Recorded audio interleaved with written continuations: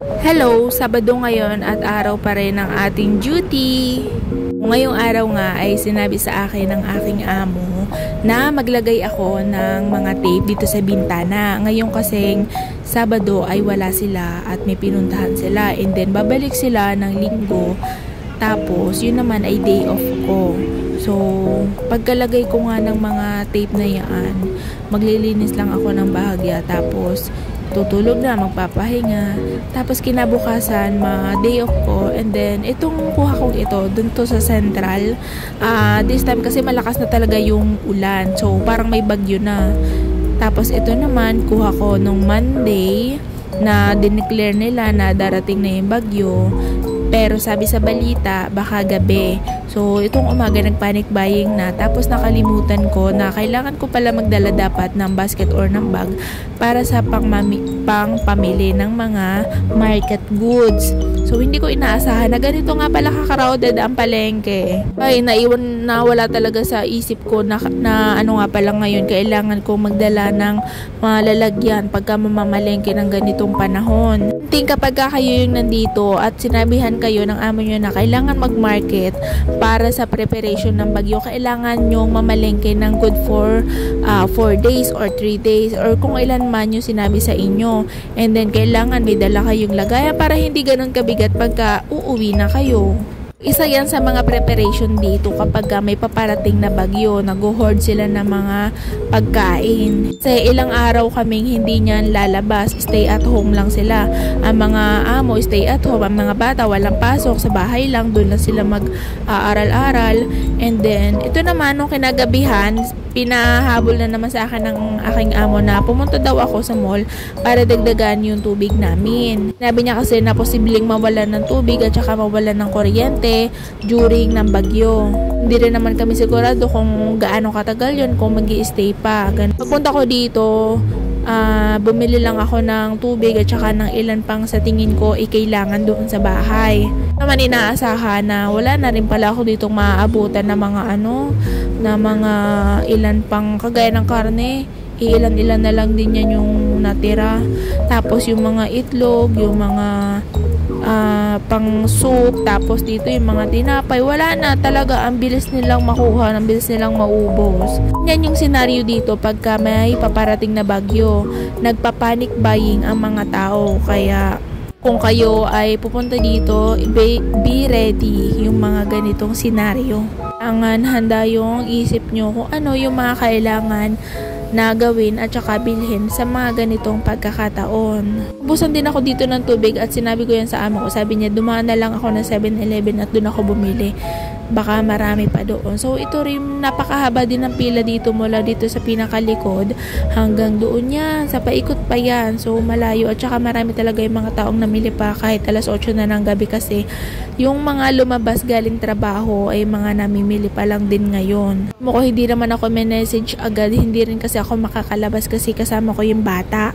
Ang nakapila nga ako dyan, dinagdagan ko pa yung ilan na sa tingin ko ay kailangan pa namin. During kasi ng mga ganong pagkakataon, hindi rin kami makakababa at hindi rin makakalabas.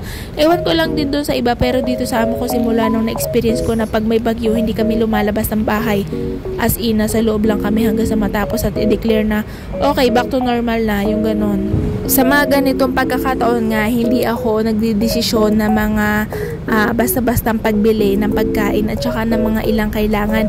So, iniintay ko talaga yung command niya kung ano yung mga mas importante pa namin bilhin kasi share din naman ako sa kanila ng food at saka hindi na ako bumibili pa or ng karagdagan. Basta kung ano yung pagkain nila, yun na rin yung sa akin, okay lang sa akin. Kung iba yung senaryo nyo sa senaryo ko, kung sakaling mag-work kayo dito, kailangan yung ihanda yung sa sarili nyo, lalo na dun sa pagkain. Kasi pagka mga bagyuhang ganito, hindi kayo makakalabas ng bahay. Mostly, kasi wala nga kayong mabibilhan. Sarado ang mga tindahan. Tapos pagka naman ganitong panahon din, sa bahay sila nagtatrabaho. Tapos ang mga bata, walang pasok. Kaya kailangan nating mas magtrabaho pa ng mas maayos. Umaga nga ito at parang wala pa wala pang badya ng bagyo. Ang sinabi lang sa akin ay gabi ang landfall.